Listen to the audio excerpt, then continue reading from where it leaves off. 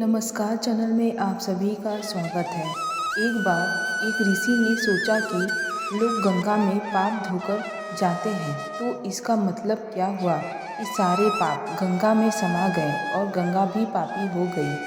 और फिर उन्होंने अब यह जानने के लिए तपस्या की कि पाप कहाँ जाता है। तपस्या करने के फलस्वरूप देवता प्रकट हुए। ऋषि ने पूछा कि भगवान, जो पाप गंगा में धोया जाता है वह पाप कहाँ जाता है। भगवान ने कहा कि चलो गंगा जी से ही पूछते हैं। दोनों लोग गंगा के पास गए और कहा कि हे गंगे, सब लोग तुम्हारे यहाँ पाप धोते हैं, तो इसका मतलब आप भी पापी हुई।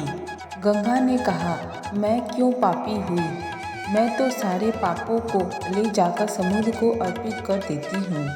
वे लोग समुद्र के पास गए और कहा कि हे सागर, गंगा जो पाप आपको अर्पित कर देती है, तो इसका मतलब आप भी पापी हुए।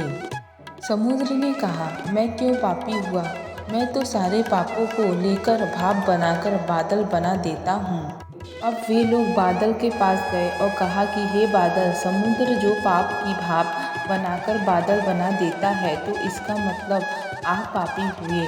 बादलों ने कहा, मैं क्यों पापी हुआ, मैं तो सारे पापों को वापस पानी बरसकर धरती पर भेज देता हूँ। जिससे अन्न उपजता है और जिसको मानव खाता है, उस अन्न में जो अन्न जिस मानसिक स्थिति से उगाया जाता है और जिस वृक्ष से प्राप्त किया जाता है और जिस मानसिक अवस्था में खाया जाता है, उसी अनुसार मानव की मानसिकता बनती है। इसलिए कहते हैं, जैसा खाया अन्न वैसा बनता है मन। अन्न को जिस वृक्ष कमाई से प्राप्त किया जाता है और जिस मानसिक अवस्था में खाया जाता है, वैसे ही विचार मानव के बन जाते हैं।